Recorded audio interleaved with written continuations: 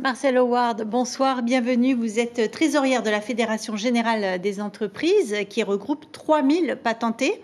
On va revenir sur les chiffres de l'économie, mais d'abord un mot sur votre fédération. Elle est née en 2011, puis elle a longtemps été en sommeil. Aujourd'hui, vous reprenez le flambeau.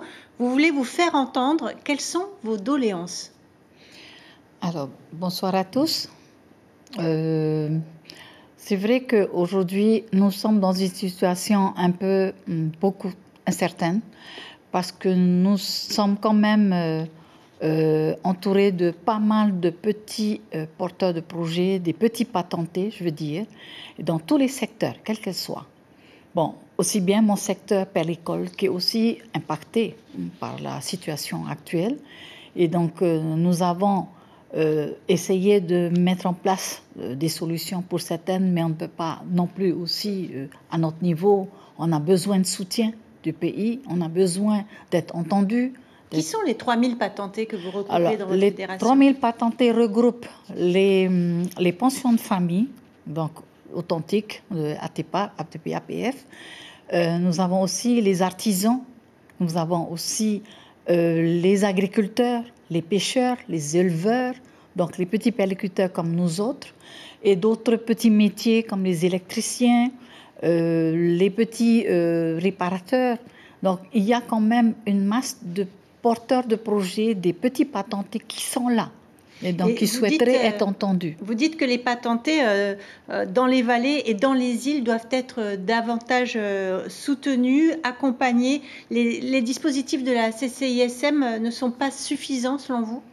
Vous savez, quand on vit dans des îles éloignées comme ça, c'est pas toujours évident de se déplacer sur Papeete. Et aussi, les Polynésiens sont des grands timides.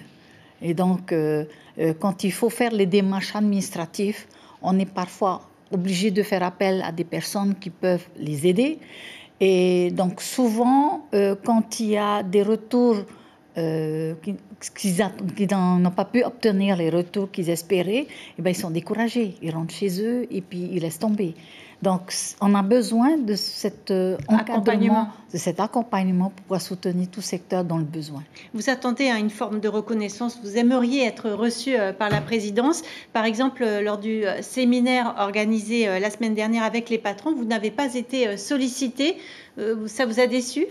On a été surpris d'abord d'apprendre dans la rue qu'on a reçu une bonne partie des entrepreneurs du pays. Et nous ne sommes pas du tout, n'avons pas été approchés dans ce cadre. Surtout que dernièrement, la propagande quand même du gouvernement incitait à écouter et soutenir les TPE.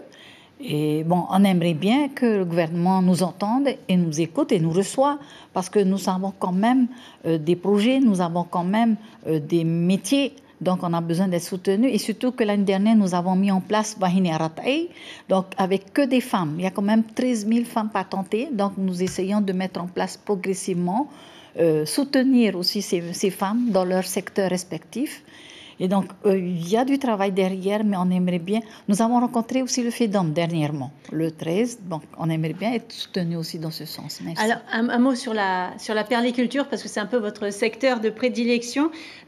Selon les chiffres de l'ISPF, les exportations de produits perliers n'ont jamais été aussi élevées sur un trimestre depuis 2009. 800 francs le gramme à l'exportation, vous n'aviez pas connu ça depuis 15 ans. Vous observez ce mieux dans le secteur? Vous savez... Les statistiques qui sont relatées aujourd'hui, quelle que soit l'époque, c'est toujours par rapport aux exportateurs, donc des grosses productions qui sortent. Mais on a oublié qu'il y a aussi une bonne partie qui reste sur le territoire. Et donc, il y a une bonne partie qui sont autour des marchés de Papeete. Donc, tous ces chiffres-là ne sont pas identifiés. Donc, on ne peut pas dire vraiment que c'est 800 francs. Donc, je pense que c'est la réalité qu'il faudra plutôt aller plus sur les 500 francs, 400 francs le gramme. Moi, je trouverais que c'est plus des chiffres qui se rapprochent plus de la réalité. Pour terminer, il y a de l'espoir malgré tout. On a vu les pêcheurs tout à l'heure donner leurs poissons à la population. Il faut tendre vers ça, allier l'entreprise à l'action solidaire, selon vous? Disons que c'est le but à atteindre parce que nous avons quand même des familles qui vivent dans les îles, donc qui vivent autour de ce secteur de métier.